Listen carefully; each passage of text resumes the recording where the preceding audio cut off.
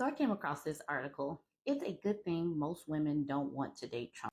So the other day, I talked about an article that was commenting on this Washington Post op-ed, but I figure maybe I should actually talk about this op-ed from the Washington Post that is unsigned, that is just flat out the editorial board.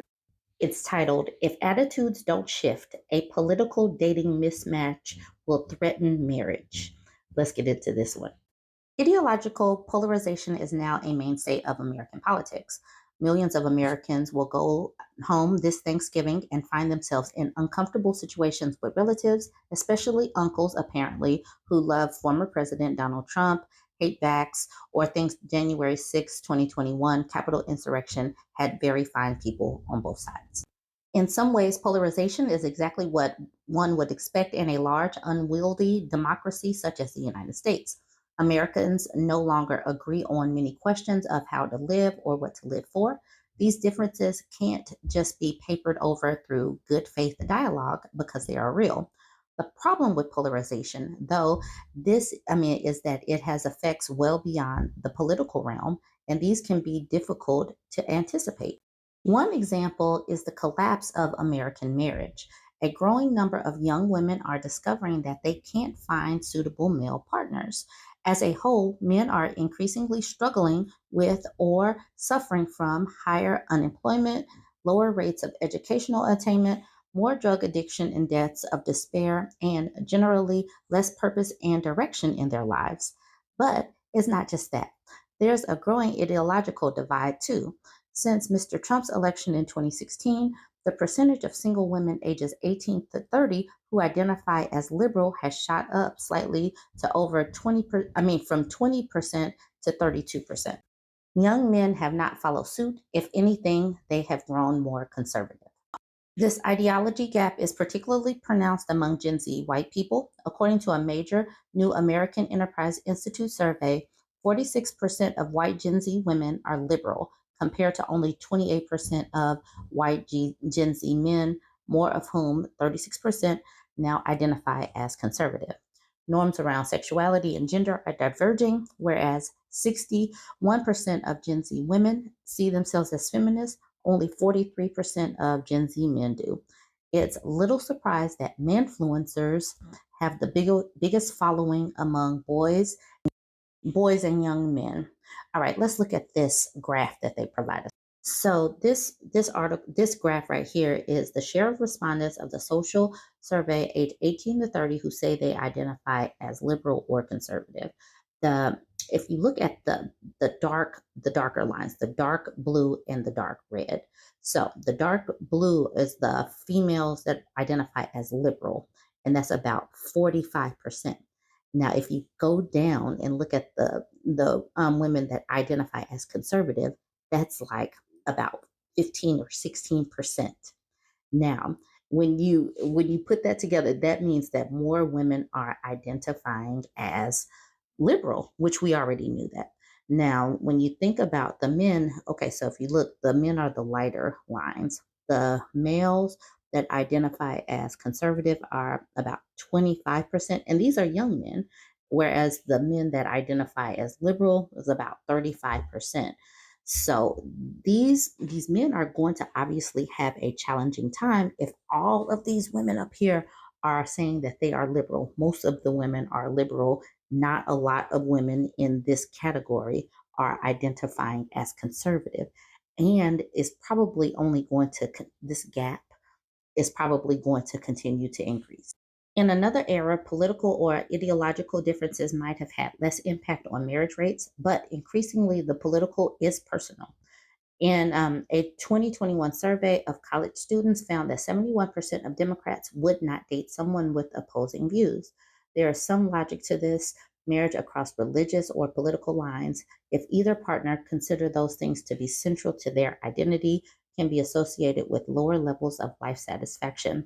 And politics is becoming more central to people's identity. I want to come back to this one though, where it says, as a whole, men are increasingly struggling with or suffering from higher unemployment, lower rates of educational attainment, more drug addiction and deaths of despair, and generally less purpose and direction in their lives.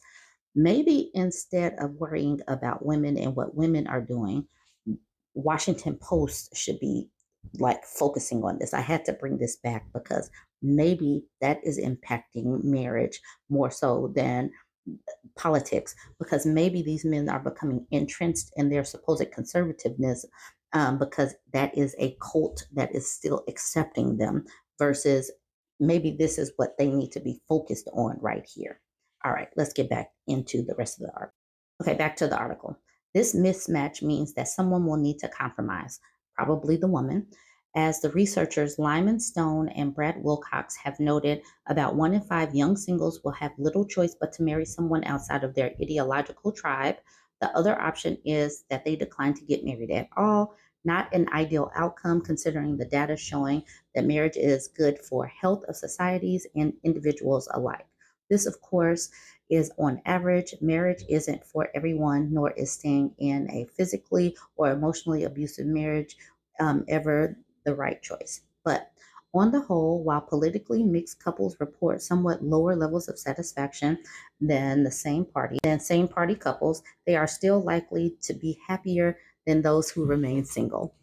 And this is how I know that there are some men's over here typing this up, because they are not acknowledging what is going on in society, where women are asking for more emotional intelligence, men to participate more in the household, where women are typically overwhelmed by the majority of chores and child rearing and all of that stuff. They just are looking at society as a whole, which they mean men as a whole do better and have healthier outcomes and live longer when they are married. So basically, women need to compromise and just take one for the team. Take one, go grab you one of them. The marriage dilemma reflects a broader societal one, whether people can find ways to adapt to a new normal of ideological and political polarization instead of hoping against all evidence that it will dissipate. Unfortunately, Americans have not equipped themselves to discuss, debate, and reason across these divides. Americans have increasingly sorted themselves according to ideological orientation. They are working, living, and socializing with people who think the same things as they do. Particularly on college campuses, a culture of seeking sameness has set young Americans up for disappointment.